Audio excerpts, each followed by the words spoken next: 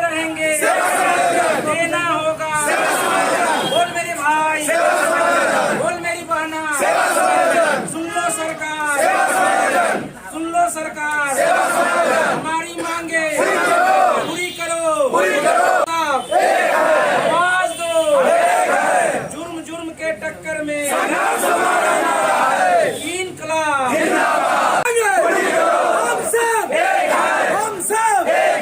हमारी एक ही मांग, हमारी एक ही मांग, जुर्म के टक्कर से हमारी मांगे पूरी करो, हमारी मांगे पूरी करो, हमारी मांगे पूरी करो, हमारी मांगे पूरी करो। हम लगभग 11 वर्ष से काम कर रहे हैं, डाटा एंट्री ऑपरेटर के पद पर हैं और प्रमंडलीय जनसंपर्क कार्यालय में मैं कार्यरत हूँ।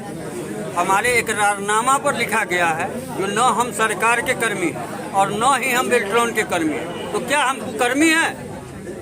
क्या हमको जीने का हक नहीं है? चयन हम लोगों का एग्जाम लिया गया बेल्ट्रॉन के द्वारा, सब कुछ किया गया बेल्ट्रॉन के द्वारा, यहाँ तक कि पेमेंट बेल्ट्रॉन को जाता है, लेकिन बीच में ठेका बढ़ा दिया, उर्मिला को सटा दिया, हम लोगों को आउटसोर्स कर दिया गया। सरकार से हम लोगों का एकल मांग है से हम लोगों की सेवा समायोजन किया जाए। हम लोग जिस विभाग में है उसी विभाग में हम लोगों का सेवा समायोजन करें। तो संविदा कर्मी है ना, ऑफिस के कर्मी है, सीधे लिखा जाता है आउटसोर्स। काम सारा होना चाहिए रेगुलर वाला, ड्यूटी अंगूठा लगेगा ड्यूटी वाला 9 से 10, और पेमेंट के समय का छुट्टी लेने के समय तुम्हारे बिना कौन काम करेगा? वैसे छुट्टी मारोगे तो लिख देंगे, वापसी कर देंगे।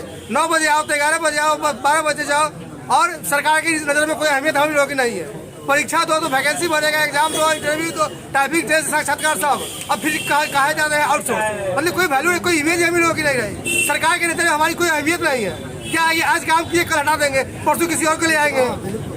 2 दशकों से सरकार के विभिन्न विभागों से लेकर मुख्यालय पर क्षेत्रीय कार्यालयों में, यहाँ तक कि मुख्यमंत्री सचिवालय तक में भी बेल्ट्रॉन के माध्यम से बहाल कर्मी 2 दशकों से सरकार के घर में काम कर रहे हैं और हम लोग दबे कुचले शोषित कर्मी सरकार के रूप में जाने जाते हैं। हम लोगों को सरकार आउटसोर्स के माध्यम से रखे हुए है।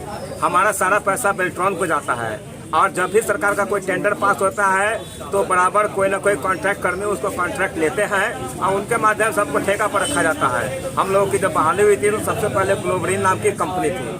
जब ग्लोबरीन का कॉन्ट्रैक्ट खत्म हुआ उसके बाद इलेक्ट्रॉनिक नेट आई, 3-4 साल वो काम किया। अभी 4 साल से उर्मिला को रखे हुए हैं, जो उर्मिला सरकार के दलाल के रूप में बैठ करके सरकार को हमारे वेतन से जीएसटी से लेकर सारा कटौती करते हुए 10,000 रुपया से ऊपर हम लोगों का वेतन से कटौती हो जाता है, जो शायद सरकार के विभिन्न नुमाइंदों को जाता होगा घूस के रूप में जाता है। और हम लोगों का वेतन पर एक तो जीएसटी पहले ही सरकार काट लेती है, उसके बाद जब हम अपने उसी सैलरी को लेकर के बाजार में कुछ सामान खरीदने जाते हैं तो उस पर भी हमें जीएसटी पे करना पड़ता है। तो एक ही ये वेतन पर, एक ही पैसे पर 2-2 बार जीएसटी क्यों लगता है हमें, ये हमें आज तक समझ नहीं आया। प्लस सेवा कर के रूप में बेल्ट्रॉन और उर्मिला मिलके 4 से 5,000 रुपया हमारा डिडक्ट कर लेती है वेतन से। हम लोगों का सरकार के द्वारा जो वेतन निर्धारण किया गया उसका नीति निर्धारण ही गलत है। हम लोगों को जिस विभाग में काम कर रहे हैं अगर डायरेक्ट उसी विभाग से पेमेंट दिया जाए तो हम लोगों का बहुत सारा पैसा जो कट जाता है वो कटना बंद हो जाएगा और हमारी आर्थिक स्थिति थोड़ी सुदृढ़ हो सकती है।